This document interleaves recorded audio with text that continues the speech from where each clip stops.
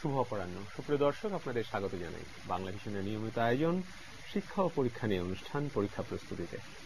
আপনারা জানেন যে এখন জেএসসি পরীক্ষা চলছে, আর জেএসসি পরীক্ষার বিষয় ধরে ধরে আমরা এগোচ্ছি, কারণ তাদের পরীক্ষা এগোচ্ছে, একই সঙ্গে আমরা বিষয় ধরে ধরে কথা বলছি। সেদিক থেকে আগামী যে পরীক্ষা হবে সেই পরীক্ষা হবে গণিত বিষয়ে, আর আজকে তাই আমাদের এই আয়োজনে থাকছে গণিত সম্পর্কে আলোচনা। আর আলোচনা করবেন দুজন বিষয় বিশেষজ্ঞ। সুপ্রিয় দর্শক, আসুন প্রথমেই তাদের সাথে আপনাদের পরিচয় করিয়ে দেই। তারা দুজনেই আপনাদের পরিচিত, আমাদের অনুষ্ঠানে একাধিকবার তারা এসছেন। আমার ডান দিকে আছেন মোহাম্মদ মুরাদ হোসেন সরকার। মোহাম্মদ মুরাদ হোসেন সরকার তিনি সিনিয়র শিক্ষক ভিকারুন্নেসা নূন স্কুল অ্যান্ড কলেজে, এবং একই সঙ্গে ঢাকা বোর্ডের তিনি একজন পরীক্ষক। আর আমার বাঁদিকে রয়েছেন রতনকান্তি মণ্ডল। রতনকান্তি মণ্ডল তিনিও সিনিয়র শিক্ষক, উদয়ন উচ্চ মাধ্যমিক বিদ্যালয় ঢাকা বিশ্ববিদ্যালয় ক্যাম্পাসে, যেটা অবস্থিত ঢাকাতে। আর তিনিও ঢাকা বোর্ডের একজন পরীক্ষক, প্রধান পরীক্ষকও। সব মিলিয়ে আমরা দুজনকেই পেয়েছি, তারা সবাই এই বিষয়ের সঙ্গে ঘনিষ্ঠভাবে সম্পর্কিত। আপনারা জানেন যে আমাদের এই অনুষ্ঠানে শুধুই যে আমরা আলোচনা করি তা কিন্তু না, আপনাদের নানা রকমের প্রশ্ন, প্রশ্নের উত্তর ইত্যাদি নিয়েও আমাদের আয়োজন থাকে। সেদিক থেকে টেলিভিশনের পর্দায় কিছু ফোন নাম্বার ভেসে ওঠে, সেই ফোন নাম্বারগুলো আপনাদের জন্য। আপনারা ওই নাম্বার অনুসারে ফোন করবেন, এবং যখন ফোন করবেন তখন অবশ্যই আপনি আপনার টেলিভিশনের শব্দ নিঃশব্দ করে নেবেন, মানে মিউট করে নেবেন, তাহলে আপনার কথা আমরা সুন্দর করে শুনতে পাব। আর কথা না বাড়িয়ে চলুন সরাসরি চলে যাই। যেহেতু আমাদের ছোট্ট সোনামণি যারা আছে, যারা পরীক্ষা দেবে, তাদের পরীক্ষা ওই অর্থে গণিত পরীক্ষা আর বেশি বাকি নেই, তারপরেও হাতে তো দুদিন সময় অন্তত আছে। বিশেষ করে শুক্র শনি যেহেতু পড়ে গেল, অতএব এই সময়টুকু তারা কি করবে, কিভাবে শুরু করবে, আসুন প্রথমেই জেনে নেওয়া যাক রতনকান্তি মণ্ডল তার কাছ থেকে। প্রিয় শিক্ষার্থীবৃন্দ, তোমরা নিশ্চয়ই সবাই ভালো আছো এবং পরীক্ষার জন্য যথারীতি প্রস্তুতি ভালোই নিয়েছো, এবং আগামী রবিবার যেহেতু তোমাদের গণিত পরীক্ষা, এবং গণিত পরীক্ষা নিয়ে তোমাদের মোটামুটি ভালো প্রিপারেশন আছে। প্রথমে আমি যেটা বলবো তোমাদেরকে, যে তোমাদের পরীক্ষা প্রস্তুতি এখন আসলে নতুন করে অনেক কিছু শেখার কোনো সুযোগ নেই। তোমরা মোটামুটি সবকিছু জেনে গিয়েছো এবং সবকিছু শিখেছো, এবং স্কুলে তোমরা যথারীতি পরীক্ষা দিয়েছো এবং পরীক্ষা প্রস্তুতি ভালোভাবে স্কুলগুলো নিয়েছে। তারপরেও যে কথাটুকু আমাদের বলতে হয় সেটা হলো, স্যার ওদের তো এখন যেহেতু সৃজনশীল পরীক্ষা, এবং সৃজনশীল পরীক্ষা পদ্ধতিতে ওদের দুইটা পার্টে পরীক্ষা অংশগ্রহণ করতে হয়। একটা হলো সৃজনশীল, যেটাকে আমরা বলি সৃজনশীল অংশ, ক্রিয়েটিভ অংশ, যেখানে 60 নম্বর থাকবে, এবং 60 নম্বরের আবার ভাগ আছে সেখানে হলো পাটিগণিত একটা অংশ থাকবে, যেটাকে আমরা ক বিভাগ বলি, আর একটা হলো খ বিভাগ, এবং খ বিভাগ হলো বীজগণিত অংশ, এবং আরেকটি অংশ গ বিভাগ আছে, সেটা জ্যামিতি অংশ থাকবে, এবং আরেকটি অংশ হলো ঘ বিভাগ, যেটাখানে তথ্য এবং উপাত্ত থাকবে, যেটাকে পরিসংখ্যান আমরা উপরে ক্লাসে পরিসংখ্যান নাম দিয়ে থাকি। এখানে আমরা তথ্য উপাত্ত নামিয়ে ওদেরকে বইটাতেও তাদেরকে তথ্য উপাত্ত নাম দেওয়া হয়েছে, পরিসংখ্যান কিন্তু গ্রুপ মানে যেটা ভাগটা আমরা পরিসংখ্যান কি তথ্য উপাত্ত পরিসংখ্যানটা বলি, কিন্তু আসলে এটা তথ্য উপাত্ত নামই কিন্তু তাদের বইতে আছে। যার কারণে আমি এখন ওদের তথ্য উপাত্তই বলছি। ওদের এই 4টা বিভাগ থাকলেও ওদের প্রশ্নের উত্তর করতে হয় মোট 6টি, এবং সেই ক্ষেত্রে ওদের একটি সুবিধা হলো যে প্রত্যেক বিভাগ থেকে কমপক্ষে একটি করে মোট 6টি প্রশ্নের উত্তর করতে হবে, এবং সেই ক্ষেত্রে শুধু একটা বিভাগ থেকেই তাদের একটি প্রশ্ন থাকে, সেটা হলো তথ্য এবং উপাত্ত, এবং সেখান থেকে তাকে ওই প্রশ্নের উত্তরটি অবশ্যই করতে হবে। আর বাকি বিভাগগুলো থেকে যে প্রশ্ন থাকে, যেমন পাটিগণিত বিভাগ থেকে থাকবে 2টি, বীজগণিত বিভাগ থেকে থাকবে 3টি, জ্যামিতি বিভাগ থেকে থাকবে হলো 3টি, এবং তথ্য এবং উপাত্ত থেকে থাকবে হলো একটি। সব মিলিয়ে 9টি প্রশ্ন থাকবে, তাকে প্রত্যেক বিভাগ থেকে কমপক্ষে একটি করে মোট 6টি প্রশ্নের উত্তর করতে হবে। সেক্ষেত্রে যেহেতু তথ্য এবং উপাত্ত তাদের আসলে আর কোনো অপশন নেই, তাদেরকে তার উত্তর করতেই হবে। তাই আমি সবসময় তাদেরকে যে সাজেশনটা দিয়ে থাকি বা বলে থাকি, সেটা হলো তথ্য উপাত্ত ওখানে যে কন্টেন্টে যে সিলেবাসটুকু আছে, এটা আসলে খুব জটিল কিছু নেই, এবং ওই প্রশ্নটাই বোধ হয় যে ওরা সবচেয়ে স্বচ্ছন্দে উত্তর করতে পারে এবং নিশ্চিন্তে উত্তর করে থাকে। এরপর তাদের যে আরো যে 3টা বিভাগ আছে, সেখান থেকে আমি মনে করব এবং বলি সবসময় যে তোমরা একটু তোমাদের পছন্দ অনুযায়ী প্রশ্নটা ভালো করে পড়ে নিয়ে তারপর তুমি ঠিক করবে কোন প্রশ্নের উত্তরটা সবচেয়ে ভালো পারো। সেক্ষেত্রে ওদের খুব সহজ অপশন হলো, পাটিগণিতে আমরা নিয়মিতই দেখে আসছি যে 3টা অধ্যায় থাকলেও প্রশ্ন মূলত সৃজনশীল অংশে হয়ে থাকে 2টি অধ্যায় থেকে। একটি হলো দ্বিতীয় অধ্যায় পরিমাপ, দ্বিতীয় অধ্যায় হলো মুনাফা, আর তৃতীয় অধ্যায় হলো পরিমাপ। এখন মুনাফা এবং পরিমাপ এই 2টি অধ্যায় থেকে 2টি প্রশ্ন এতদিন পর্যন্ত প্রতিবারই এসেছে, আমার বিশ্বাস এবারও হয়তো ওখান থেকেই থাকবে। তো তারা পরিমাপটাকে সবচেয়ে বেশি স্বাচ্ছন্দ্য বোধ করে উত্তর করার জন্য, এবং সেই ক্ষেত্রে ওরা যদি পরিমাপ থেকে একটি প্রশ্নের উত্তর করে হয়ে গেল, সে যদি মনে করে তাহলে সে 2টি প্রশ্নের উত্তর এখান থেকে করতে পারবে, অর্থাৎ সে মুনাফা থেকেও উত্তর করতে পারবে। আর পরেরটা হলো বীজগণিতের অংশ খ বিভাগ। এখন এই খ বিভাগ থেকে তার 3টি প্রশ্ন থাকবে। 3টি প্রশ্নের মধ্যে একটি প্রশ্ন একদম অবধারিত, আমরা দেখি যে প্রতিবারই এসে থাকে, এবং সেটা হলো 7ম অধ্যায়, যেটা সেট। এবং এই প্রশ্নের উত্তরটি ওদের কাছে খুব সহজ এবং খুব সহজ মনে হয় তাদের কাছে, এবং ওরা সবাই এই প্রশ্নের উত্তরটা করে থাকে। সুতরাং ও যদি সেট, পরিমাপ এই 2টি প্রশ্ন এখান থেকে নেয়, তথ্য উপাত্ত একটি প্রশ্ন সে পেয়ে গেল, এবং জ্যামিতির অংশ থেকে তাকে তো একটি প্রশ্নের উত্তর করতেই হবে। এবং জ্যামিতি তো আমাদের এখানে 3টি অধ্যায় আছে, 8ম অধ্যায়, 9ম অধ্যায় এবং 10ম অধ্যায়। আচ্ছা। এবং 3টি অধ্যায় থেকেই আমরা দেখেছি নিয়মিত 3টি প্রশ্ন থাকে। তার মধ্যে সবচেয়ে সহজ ওদের কাছে যেটা আমার কাছে মনে হয়, ওরা প্রায় সবাই যেখানে উত্তরে যায়, সেটা হলো 9ম অধ্যায়, পিথাগোরাসের উপপাদ্য। এবং এর মানে খুবই কম, পিথাগোরাসের শুধুমাত্র উপপাদ্যটা ওখানেই আছে, আর এর বিপরীতে একটা প্রতিজ্ঞা আছে, আর কয়েকটি প্রশ্ন আছে অনুশীলনীতে। এই মিলে ওখানে একটা সৃজনশীল প্রশ্ন হয়ে থাকে, এবং এই উত্তরটাও তারা খুব স্বচ্ছন্দে করতে পারে। তাহলে কি হলো, ওদের কিন্তু 4টি প্রশ্নের উত্তর খুব সহজেই ওরা জেনে গেল, 4টি পেয়ে গেল। তথ্য উপাত্ত, 9ম অধ্যায় পিথাগোরাসের উপপাদ্য, সেট থেকে একটি প্রশ্ন, পরিমাপ থেকে একটি, পরিমাপ, মুনাফা। এখন এই যে 4 থেকে 5টি প্রশ্নের উত্তর যখন তার হয়ে গেল, খুব সহজেই পছন্দ করে ফেললো। এখন আমি আপনাকে একটু থামাই, আপনি মোটামুটি একটা পর্যায় পর্যন্ত গেছেন, আমরা এইটাকে আরো সম্পূর্ণভাবে শুনবো, কিন্তু তার আগে একটা টেলিফোন নেই, একজন অপেক্ষায় আছেন। সুপ্রিয় দর্শক, কে আছেন টেলিফোনে? হ্যালো। হ্যালো, আসসালামু আলাইকুম। ওয়ালাইকুম আসসালাম। আমি সারা বলছিলাম, ঢাকা থেকে। হ্যাঁ সারা, কি প্রশ্ন তোমার, বলো। হ্যালো। হ্যাঁ, শুনতে পাচ্ছি তোমার কথা সারা। আমার কোয়েশ্চেনটা ছিল মুরাদ স্যারের কাছে। বলো তোমার প্রশ্ন, বলো, শুনছেন। কোয়েশ্চেনটা হচ্ছে, আমরা সৃজনশীল লেখার সময় লেখা চাইতে টাইমলি লেখাগুলো কমপ্লিট করতে পারি না, তো কিভাবে আমরা এই স্বল্প সময়ের মধ্যে টাইমলি লেখাগুলো কমপ্লিট করতে পারবো, সেই অনুযায়ী মানে একটা অ্যারেঞ্জমেন্ট বলে দেওয়ার জন্য। আচ্ছা, ঠিক আছে, তুমি এটা একটা ভালো প্রশ্ন করেছো। এই প্রশ্নটি এখন বিশেষ করে পরীক্ষার আগে আগে খুব করে প্রয়োজন। আমরা জানি যে আমাদের এখানে যে প্রশ্ন আছে, এই প্রশ্নের ক্ষেত্রে যে উত্তরগুলো করতে হয়, একই সঙ্গে বহু নির্বাচনী প্রশ্নগুলো আছে, সেগুলোর যদিও একসাথেই দিয়ে দেওয়া হয়, কিন্তু কিভাবে টাইম ম্যানেজমেন্টটা করতে হবে এটা ইম্পর্টেন্ট। আমি আসছি, তার কাছেই যাচ্ছি, আমি আসবো আপনার কাছে এটা কমপ্লিট করার জন্য। কিন্তু মোহাম্মদ মুরাদ হোসেন সরকার, যে প্রশ্নটি এসছে এটার উত্তরটা যদি আপনি দেন। ধন্যবাদ তোমাকে। আমরা আসলে সৃজনশীল প্রশ্নের মধ্যে দেখতে পাই 3টি অংশ, ক, খ, গ। কর মধ্যে 2 মার্কস থাকে, খর মধ্যে 4 মার্কস থাকে, গ এর মধ্যে 4 মার্কস থাকে। এখন কর মধ্যে যে প্রশ্নটি থাকে খুব দ্রুত আনসার করা যায়, এবং এটিরও আমরা 2টি ভাগ দেখতে পাই, বা আমরা যখন এটা মার্কিং করি 1+1। সে একটি ত্রিভুজ দেয়া থাকলো, ওখানে বলা হলো যে ক্ষেত্রফল কত, তো ওখানে হয়তো তাকে অতিভুজ বের করতে হবে, অতিভুজের 2টা বাহুর দৈর্ঘ্য দেওয়া আছে, অতিভুজ বের করতে হবে, বা লম্ব বের করতে হবে, বা ভূমি বের করতে হবে। অতিরূপ বের করার জন্য হয়তো 1 মার্কস বরাদ্দ করা হলো, আর ক্ষেত্রফল বের করলো, ওটার জন্য আরেক মার্কস, 2 মার্কস ব্যবহার করলো।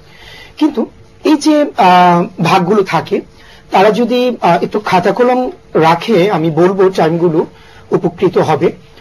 ক যে প্রশ্নটি থাকবে, 1 থেকে 3 মিনিটের মধ্যে আনসার করার চেষ্টা করবে। ক যে প্রশ্নটি থাকবে 1 থেকে 3 মিনিটের মধ্যে আনসার করার চেষ্টা করবে। আর খ নং যে প্রশ্নটি থাকবে সেটি আনসার করার চেষ্টা করবে 6 থেকে 8 মিনিটের মধ্যে।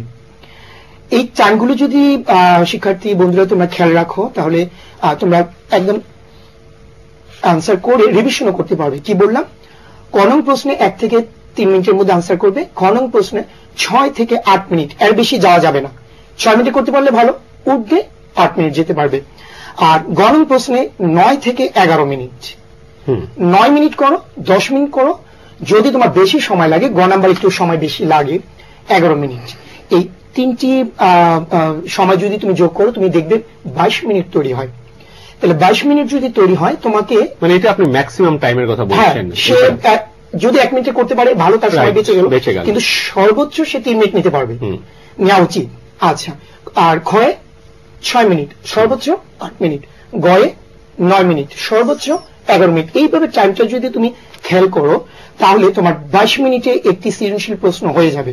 তোমাকে আনসার করতে হবে 6টি। তাহলে 6 দিয়ে 22কে গুণ করো, তোমার 180 মিনিট হবে, 172 মিনিট হবে। তুমি সময় পাবে 180 মিনিট। 180 মিনিট থেকে 172 মিনিট তুমি বিয়োগ করো, 8 মিনিট সময় তোমার থেকে যাবে। কয় মিনিট সময় থেকে যাবে? 8 মিনিট। কি করে বললাম আমরা? এখানে তুমি 22 দিয়ে 6 গুণ করে 40 যোগ করবে। কেন 40 যোগ করবে? হয়তো মনে মনে ভাবছে যে 40 স্যার বলছে না, 40টি অবজেক্টিভের জন্য তোমার 40 মিনিট সময় এখানে বরাদ্দ থাকবে। কিন্তু কেউ কেউ তো এটাও বলেন যে ওদেরকে এইভাবে বলেন যে তোমরা ওখান থেকে একটু সময় বাঁচানোর চেষ্টা করবে। সেটা সম্ভব, সেটাও মানবন্ধন আছে, যদিও শিক্ষার্থী সে কথাটি বলেনি, আমি বলে দেওয়ার চেষ্টা করব। তোমার 22-এর সাথে তুমি 6 যখন গুণ করবো তুমি 132 পাবে, সাথে 40 যোগ করো 172 মিনিট পাবে। এবার তুমি মোট সময় তোমার জন্য বরাদ্দ 180 থেকে 72, 8 মিনিট সময় তোমার থাকবে। 72 বিয়োগ করলে 172 বিয়োগ করলে সময় পাবে সে 8 মিনিট। এই 8 মিনিটে তুমি সম্পূর্ণ খাতা রিভিশন করতে পারছো স্বাচ্ছন্দ্যে। এখন যদি অবজেক্টিভের কথা বলি যে 40 মিনিট থেকে বাঁচানো যায় কিনা, সেখানেও বাঁচানো যায়।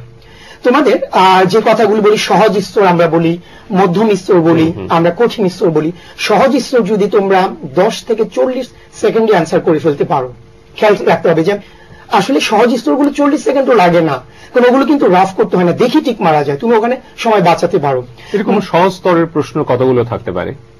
সহজ স্তরের প্রশ্ন থাকবে হচ্ছে ওদের 12টি।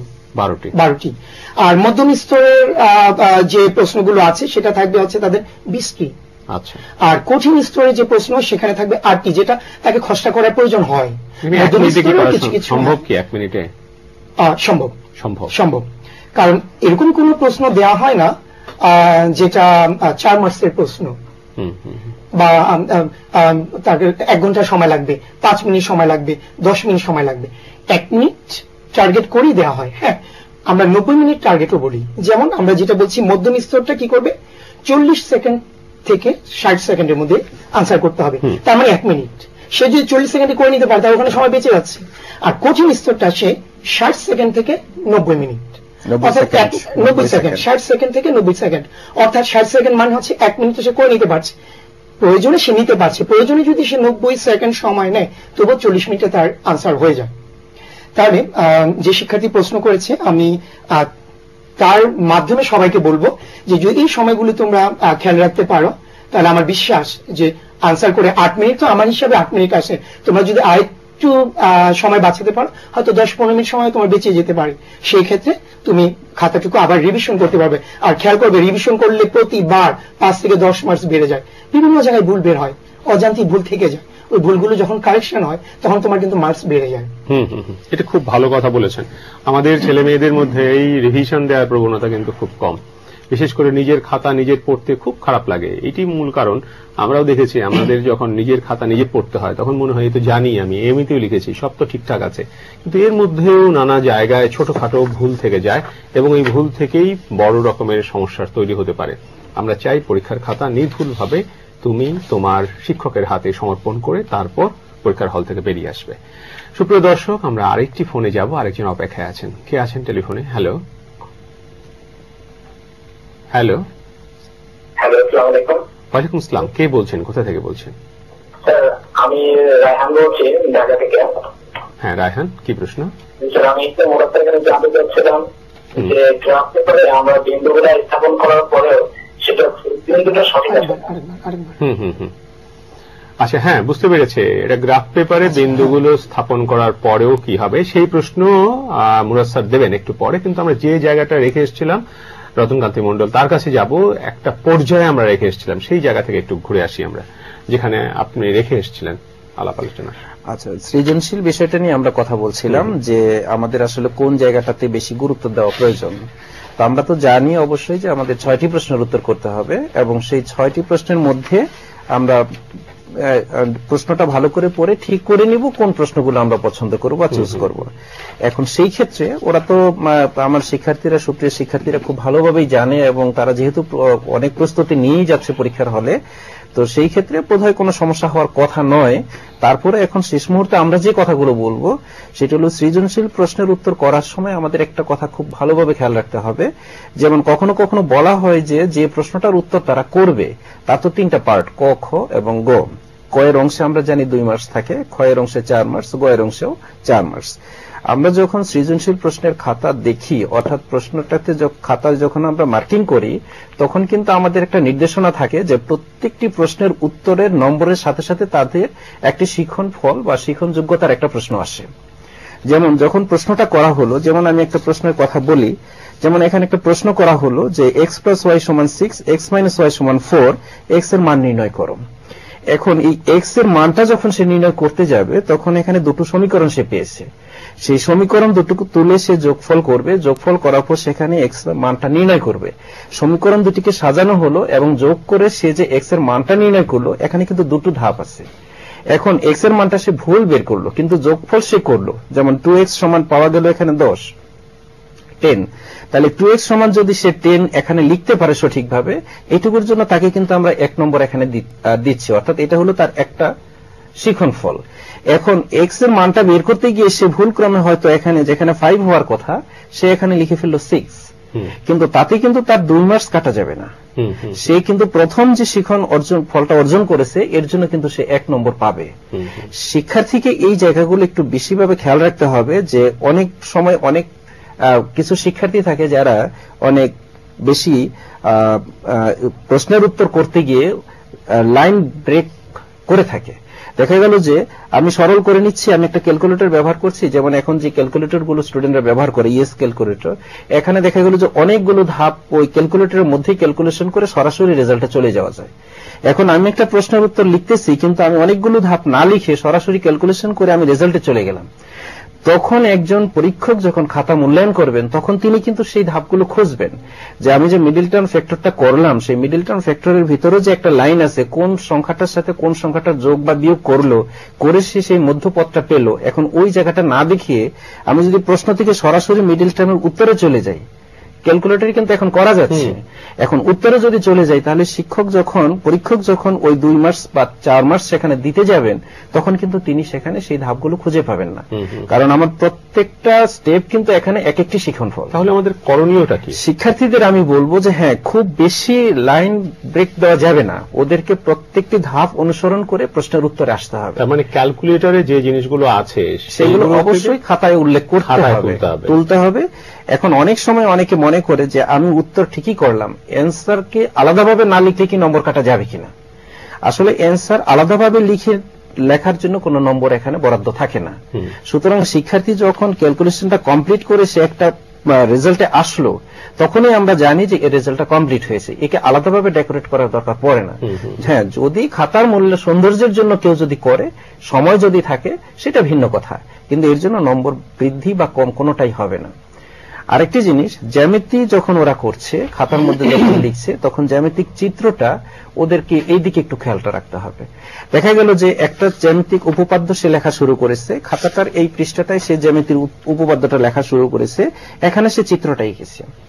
এখন দেখা গেল একটু লেখার পর পৃষ্ঠাটা তাকে উল্টাতে হচ্ছে, এখন অপর পৃষ্ঠায় যখন সে যাচ্ছে পুনরায় সে সেই চিত্রটা আর আঁকছে না।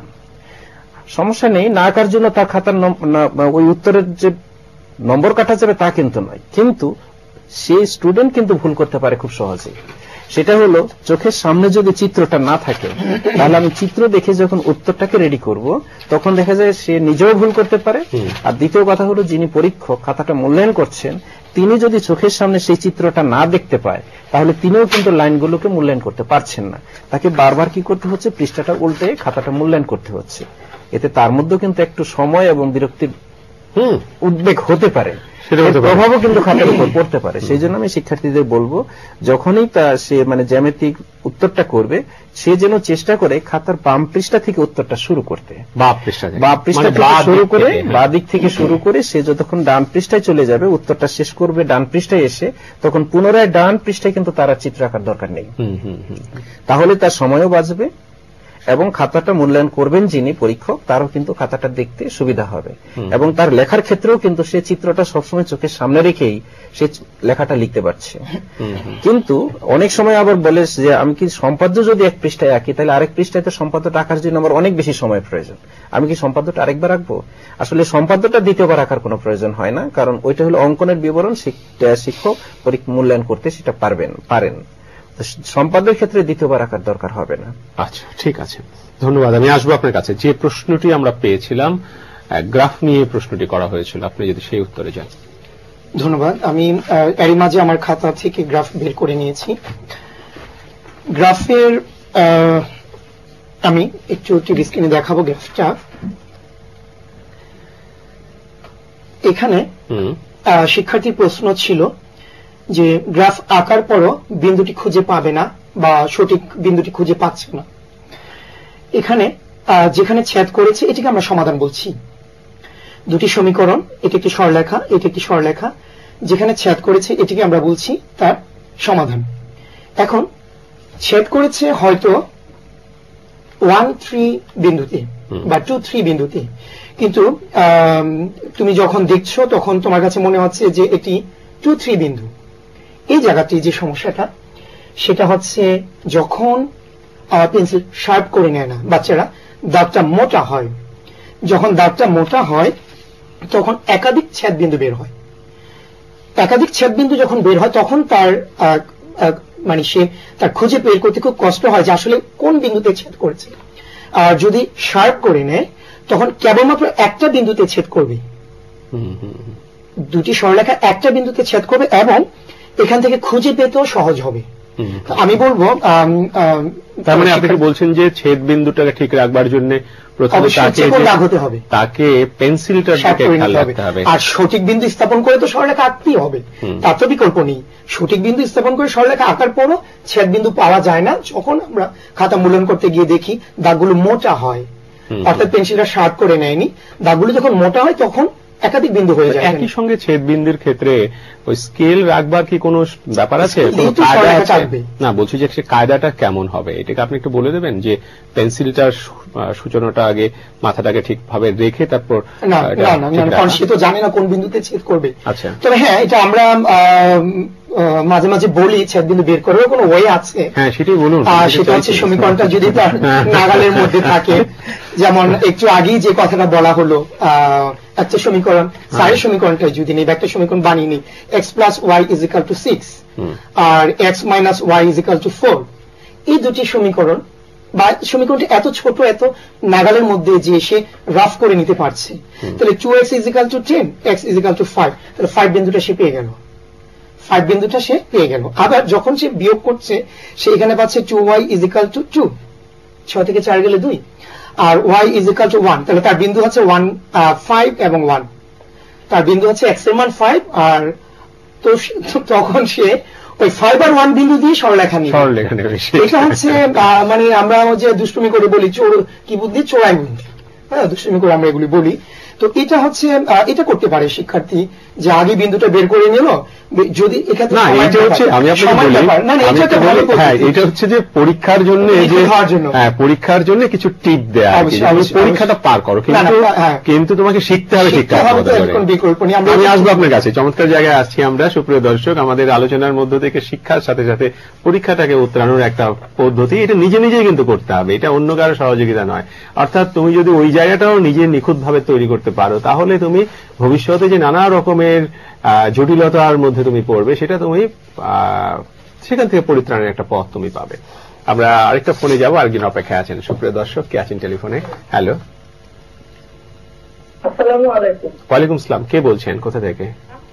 জি, আমি প্রশ্ন বলছি সিলেট থেকে। আচ্ছা, কি প্রশ্ন? জি, মুরাদ স্যারের কাছে আমি কথা বলতে চাই। মুরাদ স্যার শুনছেন? জি, তাহলে আমরা যে গ্রাফের বারে যে সমাধানগুলো করবো, একটা সাপেক্ষে যে ওয়াই এর মানগুলো নিব, সেই মানগুলো আমরা কিভাবে নিব, কত থেকে শুরু করবো?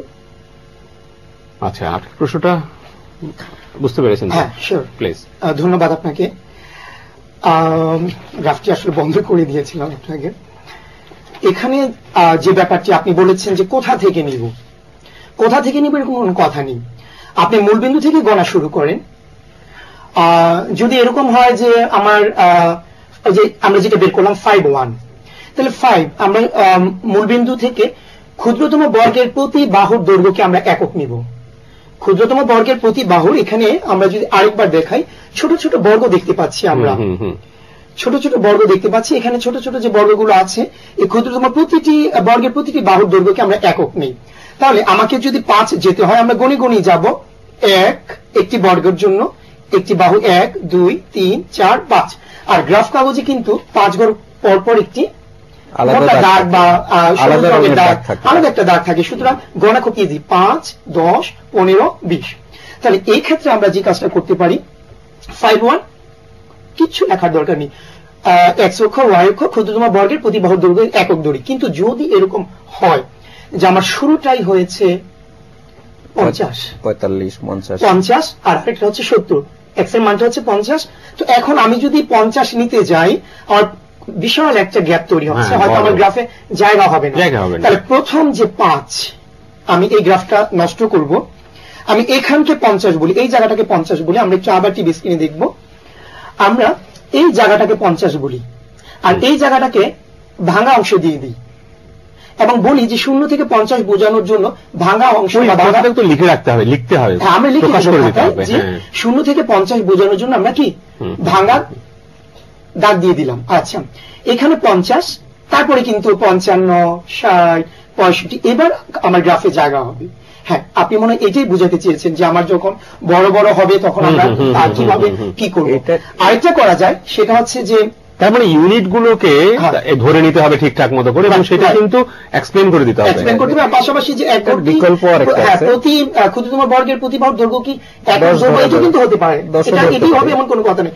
আমি 2 গড়কে একক নিতে পারি, আমি 5 গড়কে একক নিতে পারি। আমি যদি 5 গড়কে একক নিই, তাহলে প্রথম 5 গড়কে আমি ওখানে লিখবো 1, পরবর্তী 5 গড় মানে 10-এ গিয়ে আমি লিখবো 2, তার পরবর্তী 5। আচ্ছা, ঠিক আছে, এটা মোটামুটি বোঝা গেল। শুধু আমার একটা প্রশ্ন প্রাসঙ্গিক, সেটা হচ্ছে যে এই যে আমরা গ্রাফটা দেখলাম আপনার কাছে, এই ধরনের গ্রাফই তো পরীক্ষা হলে দেওয়া হয়, আরেকটু বড় দেওয়া হয়। আচ্ছা, সেক্ষেত্রে কি এই গ্রাফ পেপারের উল্টো দিকে শিক্ষকের সিগনেচার লাগবে, নাকি কোনো এটা সাধারণভাবেই সেট করা যায়? অর্থাৎ ওইটি যে পরীক্ষার হল থেকেই প্রাপ্ত, এটার জন্য কি কোনো ডকুমেন্টেশনের দরকার আছে? আসলে আরেকটু গুরুত্বপূর্ণ প্রশ্ন। আমরা প্রত্যেকটা শিক্ষার্থীকে এই ব্যাপারে বলবো যে লুজ নিবে বা ওর খাতার সাথে কিছু অ্যাটাচ করবে, যাই করুক সেটা যিনি হল পরিদর্শক থাকবেন ওনার সিগনেচার নেবেন। কোনো কিছু হল পরিদর্শকের সিগনেচার ছাড়া খাতায় অ্যাড করবে না। সেটা কোথা থেকে আসছে তখন প্রশ্ন জাগবে। একটা গ্রাফ পেপার হোক অথবা একটা লুজ হোক, যেটি অ্যাড করবে, যেটি খাতার সাথে অ্যাটাচ করবে, সেটাই হল পরিদর্শকের। ধন্যবাদ। সুপ্রিয় দর্শক, আমরা আলোচনার খুব বেশি আর বাড়াতে পারবো না, কারণ আমাদের হাতে সময় খুব বেশি নেই। রতনকান্তি মণ্ডল, আপনার কাছে আসি। সব শেষে আপনি কিছু যোগ করতে চাইছিলেন, সব মিলে খুব সংক্ষেপে যদি বলেন। না, আমি যে গ্রাফের প্রশ্নটা যেটা আসছিল ওখানে আমি একটু যোগ করতে চেয়েছিলাম যে আমরা ভাঙ্গা অংশের কথাটা আমরা ঠিকই বলছি, বাট ওদের যে পাঠ্য বইটা এখানে দেওয়া হয়েছে ভাঙ্গা অংশের কোন রকম সুযোগটা বিশেষ করে এই সমাধানের ক্ষেত্রে দেখানো হয়নি। ভাঙ্গা অংশটা দেখানো হয়েছে হলো তথ্য এবং উপাত্তের অংশে গিয়ে। এখন একজন শিক্ষার্থী যদি সমাধানের ক্ষেত্রে ভাঙ্গা অংশে না গিয়ে সে 1 ইউনিট সমান, অর্থাৎ একটা যে ক্ষুদ্রতম বর্গ আছে সেই আমার সংখ্যা যদি 60 বা 70 হয়, তাহলে 1 বর্গ ঘর সমান আমি কিন্তু 10 ধরতে পারি, আমি 5 ধরতে পারি, আমি আরো যদি বেশি মনে হয় তাহলে সেই অংশটাও ধরে নিতে পারি। তাহলে যদি 1 ঘর সমান যদি আমি 10 ধরি, তাহলে 5 ঘর সমান আমার কিন্তু 50 হয়ে যাচ্ছে। সুতরাং এখানে সমাধানের ক্ষেত্রে কিন্তু ভাঙ্গার যে জায়গাটা, সেই কনসেপ্টটা ওদের বইটাতে না থাকার কারণে ওরা একটু কনফিউজড হয়ে যেতে পারে। কিন্তু ওগুলো প্রশ্ন আসে না, প্রশ্ন না, যেমন সমাধান করতে গিয়ে এক্স এর মান আমার ওই যে 60-70 হতেই পারে। যদি হয় তাহলে সেই ক্ষেত্রে আমাকে সিদ্ধান্তটা নিতে হবে যে 1 ঘর সমান আমাকে 10 ধরে নিতে হবে। তাহলে 6 ঘরের মাথায় আমি আসবো আপনার কাছে সব শেষ কথা শুনবার জন্য। আপনি সব শেষে কি বলবেন আমাদের স্টুডেন্টদের? এখন শিক্ষার্থীদের আমি যেটা বলবো সেটা হলো প্রত্যেকেই পরীক্ষার জন্য অনেকটাই কিন্তু টেন্সড থাকে, বিশেষ করে গণিত জন্য। কারণ গণিত পরীক্ষা নিয়ে অনেকেই মানে আমরা যারা দেখতে পাচ্ছি যে তারা ভয়ে বা অনেকটা পড়াশোনা করতে গিয়ে অনেক বেশি আতঙ্কিত হওয়ার কারণে এবং পরীক্ষার হলে ভয় নিয়ে ঢোকার কারণে ওদের জানা জিনিসগুলো তারা ভুলে যাচ্ছে। তারা যে জিনিসটা জানে এবং সঠিকভাবে লিখতেও জানে, ও বুঝতেও পারছে, পরীক্ষার হল থেকে বের হয়ে এসে বলতেছে আমি তো এটা পারতাম, আমি তো এটা পারি, আমি ওখানে কেন পারলাম না। এই যে একটা আতঙ্ক বা ভয়, এই ভয়টা যেন ওরা না পায়। গণিত কখনোই ভয়ের কোন সাবজেক্ট। ধন্যবাদ। আর অভিভাবকদের আমি বলবো, ওনারা যেন, সম্মানিত অভিভাবকদের বলবো, ওনারা যেন পরীক্ষার দিন বিশেষ করে শিক্ষার্থীকে অনেক বেশি প্রেশার না দেন। এটা খুব বড় কথা, চাপ না দেন। হ্যাঁ, মুরাদ হোসেন সরকারের খুব সংক্ষেপে একেবারে এক বাক্যে শেষ করলে খুব ভালো। ওকে, আমি তোমাদেরকে বলবো যে যদি প্রিপারেশন ভালো থাকে, বীজগণিত থেকে 3টে অ্যান্সার করো, পাটিগণিত থেকে 1টা করো, জ্যামিতি থেকে 1টা করো, পরিসংখ্যান থেকে 1টা করো, তোমার 6টা হবে। অনেক সময় তোমার বাঁচবে। আর স্যারের জ্যামিতির কারণে আমি অবশ্যই একটা খাতা দেখাতে চেয়েছিলাম, যা আমাদের হাতে সময় কম। ভালো থাকো, ভালো পরীক্ষা দাও, এই কামনায় আমরা আজকে। ধন্যবাদ মোহাম্মদ মুরাদ হোসেন সরকার, ধন্যবাদ রতনকান্তি মণ্ডল। সুপ্রিয় পরীক্ষার্থীবৃন্দ, দুজন শিক্ষক আজকে অনেকক্ষণ বললেন এবং আশা করি কিছু কিছু বিষয়ে আর কোনো সন্দেহ থাকলো না। নিশ্চয়ই আমরা চাই যে পরীক্ষা ভালো হোক, বিশেষ করে গণিতে যে ভয় থাকে এই ভয়কে আমরা জয় করতে চাই। সবচেয়ে বড় কথা, অভিভাবক যারা আছেন তাদের মধ্যে তারা যেন গভীর রাত পর্যন্ত না পড়ে, এবং এই গভীর রাত পর্যন্ত পড়তে গিয়ে, বিশেষ করে পরীক্ষার পূর্ব রাত্রে তো আমরা জানি যে অনেকেই অনেক রাত পর্যন্ত পড়তে থাকে, সেখান থেকে তাদেরকে সরিয়ে নিয়ে গিয়ে মাথাটা ঠান্ডা রেখে যেন গণিত পরীক্ষায় যায়, এবং গণিত পরীক্ষার সময় অবশ্যই যে আনুষঙ্গিক জিনিসপত্র নিতে হবে সেগুলো নিতে যেন না ভুলে। এইটি বলে আমরা আজকের আয়োজন এখানেই শেষ করব। সুপ্রিয় দর্শক, আপনারা জানেন রবি মঙ্গল বৃহস্পতি 3 দিন বাংলা ভিশনে আমাদের এই আয়োজন চলে। সেদিক থেকে আগামী যে আয়োজন আছে সেটি আগামী রোববার হবে বিজ্ঞান বিষয় আলোচনা। আশা করি আজকের মতো সেদিন আপনাদের সবাইকে সঙ্গে পাবো। আমাদের সঙ্গে থাকবার জন্য অনেক অনেক প্রীতি, শুভেচ্ছা, শ্রদ্ধা জানিয়ে শেষ করলাম। ভালো থাকুন, ভালো রাখুন। ধন্যবাদ।